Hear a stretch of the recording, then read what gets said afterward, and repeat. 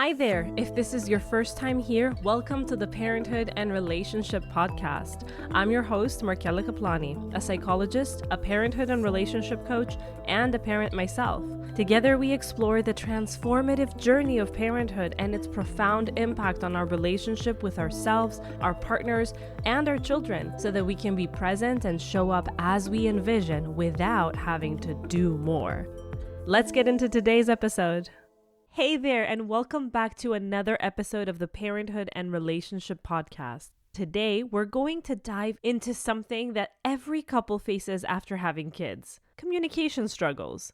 You know, it's funny. Before kids, communication might have been something we hardly thought about. But after children enter the picture, it's like a whole new language develops. Things that we used to express or understand, or things that we used to avoid and didn't come up. They didn't create such a big, at least overt issue. Well, now being tangled up in the exhaustion and the responsibilities and the constant go that comes with parenthood, we can't avoid them as much now, can we? So in this episode, I want to get really honest and talk about 3 super common communication mistakes that I see over and over again with couples, especially after they become parents. Now, these mistakes, well, they're nothing to be ashamed of. So this is a disclaimer. If you find that you're making them, I guarantee you're not alone. Most of us will make these mistakes at some point. And there's nothing wrong with you if you're making any of these mistakes. And the best part? Well, they're fixable.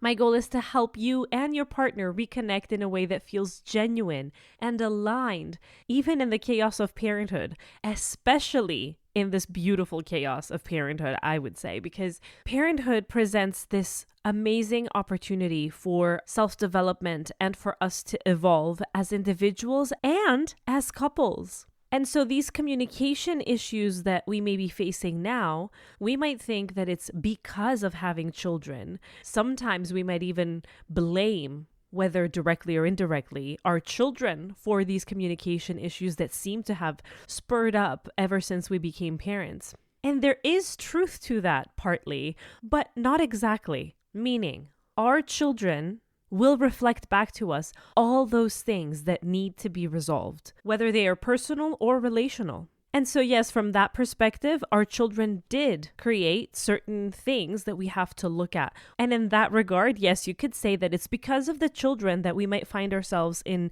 a difficult position. However, they didn't create the problem. They just brought things to the surface. They stirred up things that we have suppressed for a very long time. And we were able to get by because a lot of times this suppression is really rewarded in our society. But now our children are bringing this up.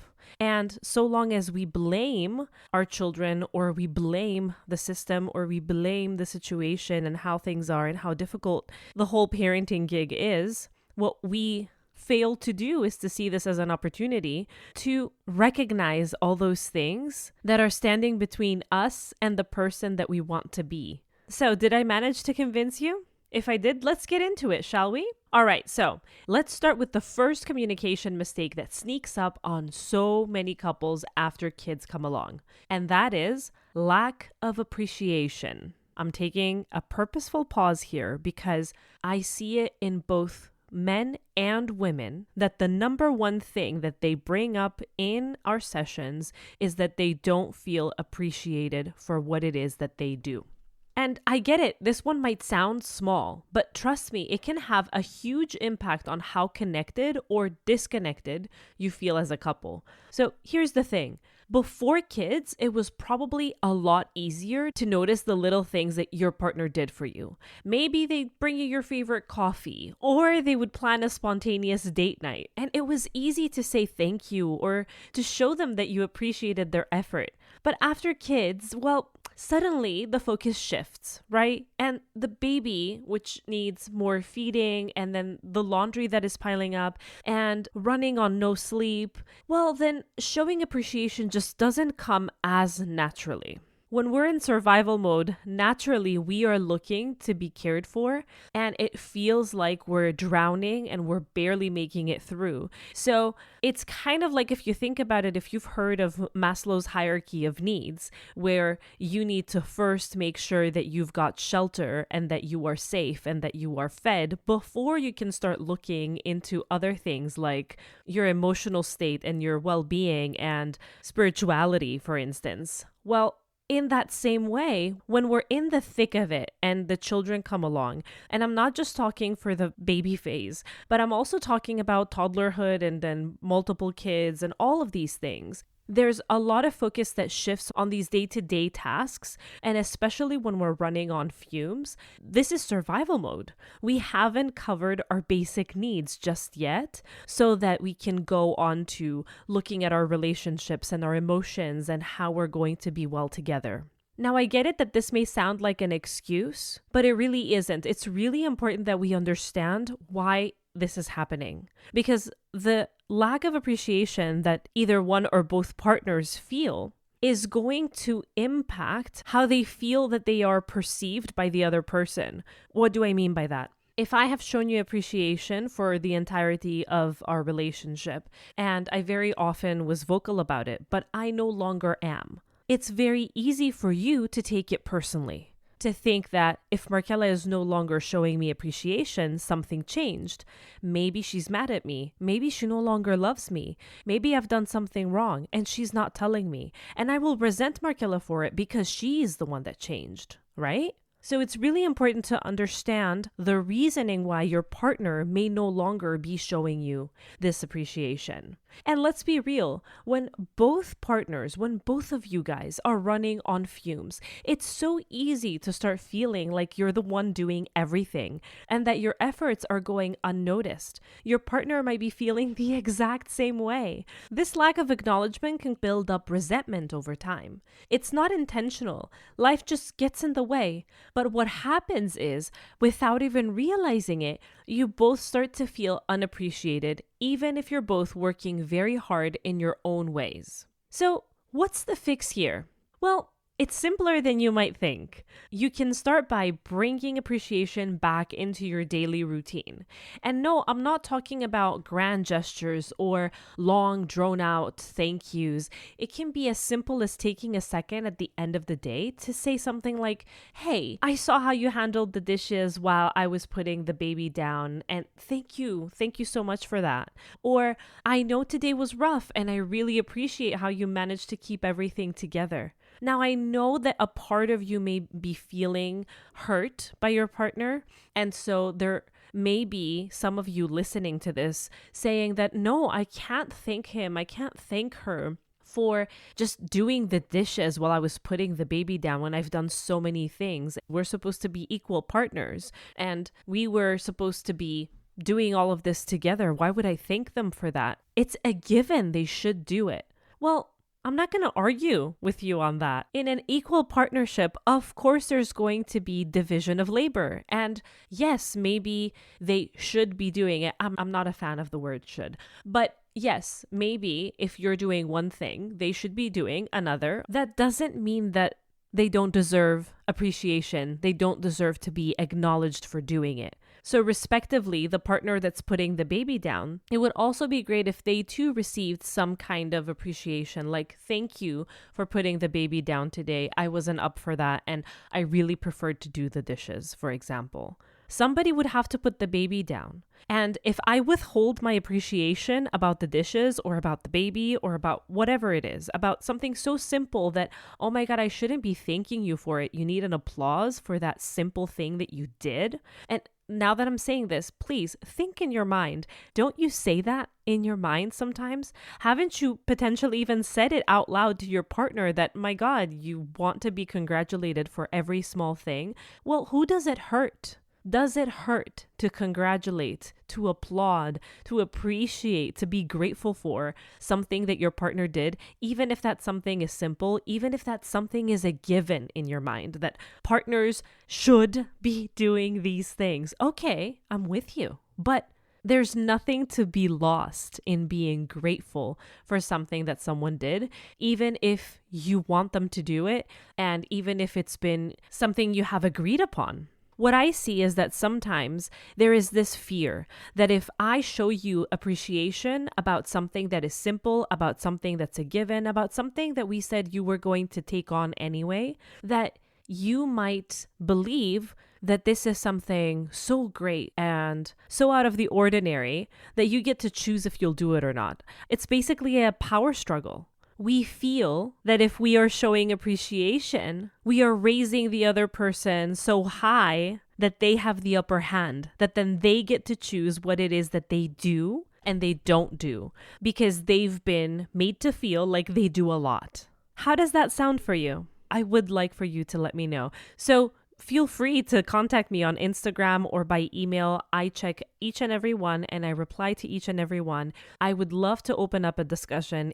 So the goal isn't to keep score, but to remind each other that you're still a team and that even the smallest efforts are noticed. A little gratitude goes a long way in feeling connected and seen. Plus, it helps to soften the edges of those inevitable tough days when nothing seems to be going right. Therefore, that fear that I might just raise you up too high with my gratitude and my appreciation, that's not how it goes. What happens instead is that I soften you, that you feel more connected to me, that you feel more seen, and that then you are empowered to do more. Here's a little exercise that I like to recommend to couples that I work with. I call it the daily appreciation ritual, and it's incredibly simple. Every night after the kids are in bed, when you're winding down, just take 2 minutes to tell each other one thing that you appreciated about what the other person did that day. Even if it's been a rough day for you, even if you guys have argued that day, you can still find something that you can appreciate. That something can be, you've been home all day with the kids, thank you. Or it can be, you were working very hard all day and I appreciate that you're doing this for our family. Avoid entering the, even though you weren't here to help me with everything that happened. Put that aside, okay? So that's the little caveat there. A lot of times we start to do this exercise and what happens is we start to say, oh, thank you so much for putting the baby down, even though you forgot to put the right pajamas on and you needed me to come and show you where the toothbrush is, but thank you for that. Well, this is not going to have the same effect. There's some passive aggressiveness there that is going to take away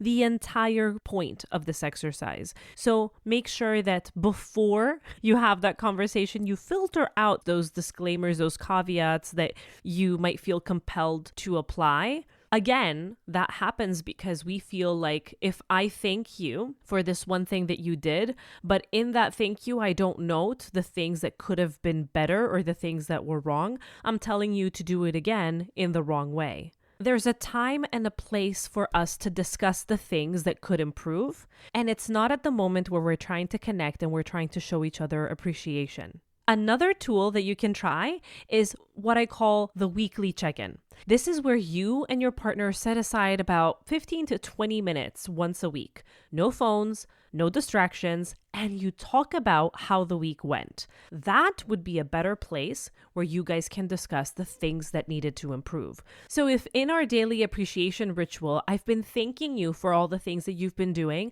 without making sure to note all the flaws and the mistakes and the things that could have been better, at the end of the week, you are feeling so much better. You are feeling seen. You feel like I've been appreciated. I've been loved on. And now we can just discuss knowing that this is our weekly check-in and knowing that this is the purpose of the weekly check-in. It matters that we're going in with the intention that this exercise is meant to put things in perspective, to talk about all the things that went well. So I would start with that. That's what I recommend to the couples that I work with. Start with the things that went really well. And then you can move on to saying, great, like I told you last night, I loved it that you took over bedtime routine. Oh, I loved it that you decided to do the dishes while I was doing XYZ. However, is it okay if I just note one thing that helps our daughter, for example, sleep a little better? That would be a better time and place. And it works great if you just realize what I did there to ask for permission. And you can say, if it's going to demotivate you, if it's going to make you feel like I didn't actually appreciate what you did, I would rather not say right now. But in view of having open communication, in view of connecting with one another, I would love to be able to also express that to you without fearing your reaction and without you thinking that I'm trying to correct you or that I'm trying to come out on top as the better parent. Let's get that out of the way, right? Now, this is easier said than done. Sometimes we get stuck on these things, and this is where usually couples will see an expert, couples will start working with someone. Maybe in the beginning, they might prefer to go together to a workshop or a seminar and see if they can work something out. But a lot of times, these are underlying things that may have been there a long while before parenthood came along and now are starting to be an issue.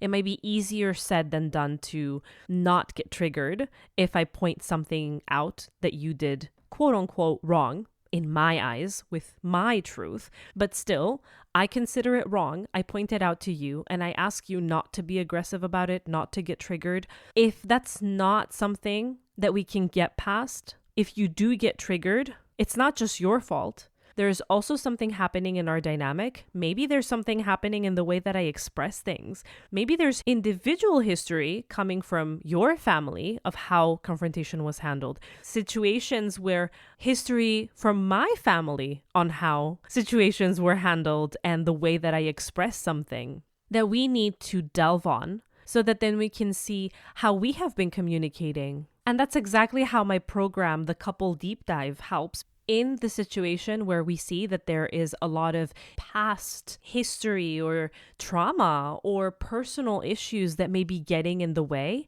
what I recommend for couples is that particular program where I get to see each one individually as well as the couple, so that we get to work one-on-one with each of the partners, start to resolve issues that are happening for them on an individual level, and then come together. But before you consider any of that, before you consider going to a workshop, before you consider seeing an expert, this is a place where you can start. You can apply the daily appreciation ritual, you can have the weekly check-ins, and you can make sure to vocalize openly the fact that you would like to express something without there having to be a question about whether you have malicious intent, that you have very good intent, and that this is made in an effort not just to change something practical, but to also connect, to be able to speak openly and to know and to trust that both you and your partner, when you're expressing something that's not exactly the lightest of issues, that it's done with good intent. Lastly, here's something that you can keep in mind. Appreciation doesn't have to be verbal. Some people express it through small acts like doing a chore that your partner usually handles or giving them a quiet moment to themselves after a long day when you know that your partner needs that time alone. The beauty of it isn't just that it strengthens your relationship, but it's in that it models something important for your kids as well. Great. So now let's talk about the second communication mistake, which is assuming your partner knows what you need without actually telling them. Before kids, you might have had the energy and the headspace to pick up on each other's cues. It may just be the case that in the past you felt like your partner could somehow sense what it is that you needed, that they knew you well enough to be able to understand what you may have needed of them. But after kids, those subtle cues get lost in the noise. And that's when frustration can build. What needs to happen then in this scenario is that we need to shift from assuming to communicating. One of the most effective ways to express your needs is to use clear and compassionate requests. That's what I call them. It's an easy formula that goes something like this. When you, and then you describe the situation, I feel, and then you describe the feeling. What I really need, though, is, and then you describe what you need. Let me give you an example. When you come home and ask me how my day was, I feel really overwhelmed because I haven't had a break all day. What I really need is 30 minutes to unwind before we can start talking about everything. Could you please give me that time? In learning to communicate your needs clearly, you aren't only avoiding conflict, but you're also strengthening your bond. You are giving your partner the chance to show up for you in the way that you really need them to. Note that you're giving them the chance. Because when we expect our partners to be attuned to us in a way as though we are babies, right? Do you see the parallel there? Then what we're doing is that we are sabotaging the relationship because they're not our parent. They're not supposed to be attuned. And now that you're a parent, you know for a fact, unless you have some super sixth sense or something, you know that even parents don't pick up on every single thing that their baby needs. Your baby might be crying and you may not know why. You may be trying all the things in order to figure it out. They might still be crying. I have heard of the concept of parents understanding with the different type of cry, what it is that their baby needs. I never felt that. We were, of course, a very different case. We had a baby that was very colicky. And so a lot of times he may have just been in pain the entire time. His cry was basically the same all day, every day for several months since birth. So I never got to see that different cry, which is supposed to signal different things like now they need food or now they need changing or now they need cuddling. I know there are parents that do that. However, we can't expect that from our partners. This is something to really, really keep in mind. It's a very subconscious thing that happens. When we become parents, our inner child is activated more than ever, and it is looking to be parented. And a lot of times what happens is that we expect our partners to be our parent. As our internal parent pours itself into our children, our inner child may not be getting the attention that it needs, and it may be just shifting the attention to our partner, looking to be reparented by them. And so one obvious way is for us to withhold what it is that we really need and to hope that our partner picks up on it, because it's not just that we want our partner to fulfill our need, but we also really deeply wish that they just know. Because in itself, that is an indication that they love us. But do you see how this is very primitive and how this is very unfair of our partner, because they're not supposed to be taking that role for us and we're not supposed to be taking that role for them? What needs to happen is that we address how we can reparent our own inner child. But that's something for another episode. So if you're interested, let me know. Now we move on to mistake number 3, letting stress dictate the tone of our conversations. Stress has a sneaky way of creeping into our words and our tone, doesn't it? When you're stretched thin, even the simplest question can feel like an attack. So how do we stop this from happening? First, it's about recognizing when stress is in the driver's seat. This takes a little self-awareness, okay? But it can really be a game changer. When you feel that your body is tensed up, take a deep breath and make sure to pause. You might even want to step away for a moment. Then you can pivot the conversation into a healthier direction. You might say, I'm feeling really overwhelmed right now, and I don't want to snap at you. I don't want to be in a position where I'm being passive aggressive and I don't even know that I'm doing it. Can we talk about this in a little bit? Another tool that I love is setting aside stress-free time with your partner, where you guys both agree that you're not going to discuss stressful topics for a few minutes and you're going to focus on reconnecting. This might sound a bit weird, but think about it. Think how many things it is that we discuss with our partner that have to do with logistics, that are stressful, that are anxiety-inducing, that need to be taken care of. So it's really important to say that this is our time where we just talk about things that don't create stress. And yes, if you're wondering, you could incorporate that into your daily appreciation ritual time.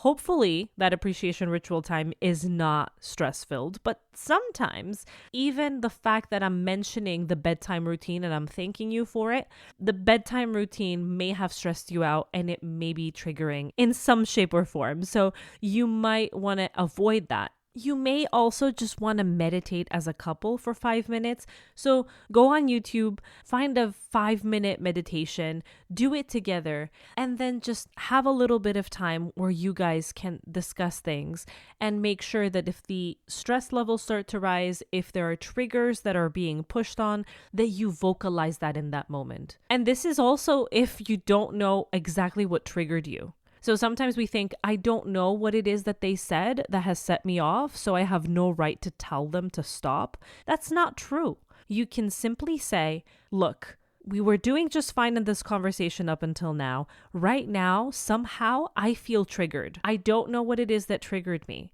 Your partner may grill you a little bit, may tell you, but I want to know. I don't want to do it again. What is it that I said? What bothered you? Blah, blah, blah, blah. Stop them right there and tell them it's not your fault if I got triggered.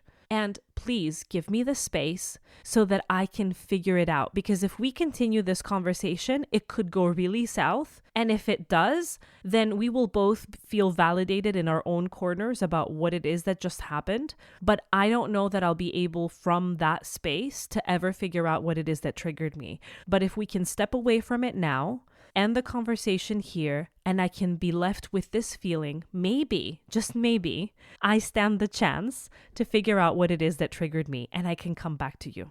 And if you guys are seeing someone, this is something that you should be noting down and you should be bringing up with your therapist, with your coach. Write the basics of the conversation, how it started, how it was going, and how it ended up, so that you can bring it up in your session. And maybe then, right there in that safe container, and along with your counselor's expertise, you might be able to figure out what just happened over there. If you don't write it down, you're bound to forget it. You are more likely than not to avoid coming back to it, not because you don't care to come back to it, not because you're not a self-aware person, not because you're not looking to improve or because you're not taking responsibility, but because this is what our mind does. It will suppress things. It will throw them back into the unconscious. So it's so important to write it down. I'm saying this from personal experience. I know this, and I still will forget things that I may have shared in my session a week before. So if I don't write it down, even the biggest revelation that may come up, that may shock me, a week later, I have forgotten it. I know that in our session the last week, we had an amazing revelation. It was a breakthrough, but I don't know what it was. Okay, so make sure to write it down. Whether you are seeing someone and you bring it up, or you get to come back to it later at a time when you are calmer, it will help you figure out what that trigger was. And then you can discuss that with your partner. You can bring that forward. And at the very least, if you figure out the trigger, but you don't know exactly how to resolve it just yet, these are all steps. It's a process. And that's step number 2. You can say, okay, I figured out the trigger. When I hear this, I feel like that. So could you please, until I figure out why this triggers me and how I need to work on it, as my partner, could you please avoid addressing it in that way? And then it would be great if you offered a suggestion, right? Because put yourself in your partner's shoes. You are telling them to avoid saying certain things because they trigger you. You don't know to tell them how it is that they can help you resolve that trigger and convince you that they're well-intentioned. So in that space, they might feel like they are cornered in a sense, that they can't say certain things, that they have to be walking on eggshells, that they have to be really careful. So it would be great if you actually also came up with things that they could say or do instead, and tell them, if you would like to tell me this, then try saying it in that tone, in that way, using this wording. This may feel limiting to them as well. They might think like I have to be watchful of the way that I express myself, but at least this gives them a way to say what it is that they need. I am sure that they will appreciate that. And it has been shown to help because your partner doesn't want to see you distressed. Your partner doesn't want to be triggering you, as much as it may seem intentional sometimes when the argument is in play. They don't want to be hurting you. They don't want to be triggering you. They want to find a way, but at the same time, they want to be able to express what it is that they are feeling strongly about, right? So if you tell them, hey, you know what? I'm not telling you to shush, because that's a lot of times how partners feel, right? Both sides. That I'm not supposed to say this or that because they get triggered, but then what am I supposed to do with my feelings? So I'm protecting them from their feelings, but I'm not supposed to resolve what's happening for me. I'm supposed to just be silent about everything so that we don't argue. It's going to happen then. Do we avoid arguments by not discussing things at all? No. So instead, we tell them, at this moment, I am still very triggered when I hear something about my cooking. I'm just picking a random example. I feel like I'm the worst mother in the world if I'm not cooking great lunch. And when you comment on the food being too this, too that, I get very triggered. But I get that sometimes the way that I cook the food might be a little bit different from what you've been used to, and that you want us to resolve this issue. So here's a way that you can address the topic with me so that I don't get as bothered. And that way could be a different wording. That way could be a different tone with the same wording. That way could be, please don't do it at the time that we're eating lunch because I feel like you're being ungrateful for the fact that I cooked and that you're throwing it in my face, right? So basically that means I am much less likely to be annoyed if it happens afterward. It could be a million things because each of us are different and the reasons that things bother us may be very internal, but we can figure out ways that the blow is a little bit less sharp. I'm not saying that it's not going to be a blow. In whichever way that certain things are expressed, we're not going to like it, but each of us can appreciate when our partner is making the effort to say something in the way that we have asked them so that we are less triggered. So even if we're still triggered with the way that we asked them to do it, we are appeased by the fact that they made the effort, which then what does that mean? It means they care enough not to trigger us. It, at the very least, soothes our fear that they are trying to get on our nerves, that they're trying to trigger us, that they are coming with malicious intent. Because this magnifies each and everything in our communication that could go wrong. If you tell me something that is bound to bother me, but at the very least, after our conversation, you come up to me and you share it in the way that I asked you to so that we can minimize the potential that I get triggered, I am going to notice that you made that effort. So then I'm not going to feel as strongly about what it is that's happening there. Because at the very least, which is actually the most important thing, I start to feel that I can trust that you are coming to me with the best of intentions. So, to conclude, let's do a little bit of a recap. The first mistake that we discussed was lack of appreciation, and you see how we kind of made a big circle and ended up there again just now. So in order to tackle that, we can have small moments of gratitude, like the daily appreciation ritual, and we can remind each other that we're still a team. The second mistake was assuming that your partner knows your needs. Instead, it's important that we use clear and compassionate communication to express what we really need, not expecting our partners to reparent us.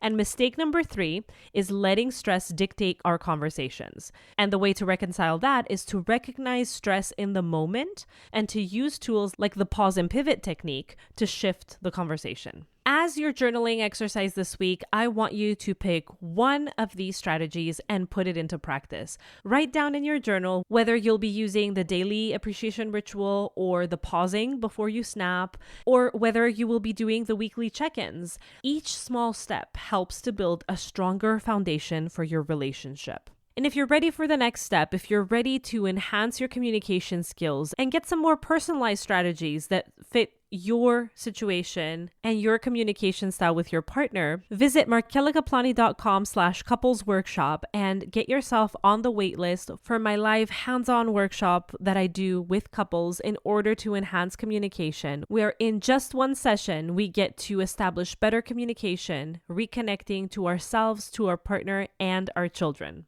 I'd love to see you there. Thank you so much for joining me today. I hope you found this episode helpful and valuable and that it's given you tools that you can apply right here, right now. If you have anything to share, please get in touch on Instagram or by emailing me at info@markelikaplani.com. I would so appreciate your positive review on Apple Podcasts, which, by the way, if you screenshot and you send it to me, I will send you for free my couples communication checklist, which is basically a one-pager where you get to have right in front of you all the things that you need to do. They're not many, by the way, in order to prepare yourself before the conversation so that you can start on the right foot, and then to ensure that you are staying on track in your communication while you're having the conversation. So one example is I am using I statements instead of you, so that if you start to lose track while the conversation is ongoing and things are starting to get a little bit heated, you can make sure to backtrack and pivot the conversation to a better place. And then it also has some post-conversation reflections in order to ensure that next conversation is even better, as well as to ensure that you do extract that something that was good in this conversation. Maybe the conversation went great, but maybe it didn't. But even if it doesn't, there's always something positive to extract. So there are recommendations there of how you can do that as well. So if you're interested, go to the show notes, get the link so that you can get into Apple Podcasts and you can review my podcast. Once you do, grab a screenshot and send it to me by email. I can hit reply and send it over to you for free. Thanks again for listening, and I'll see you next week. Bye-bye.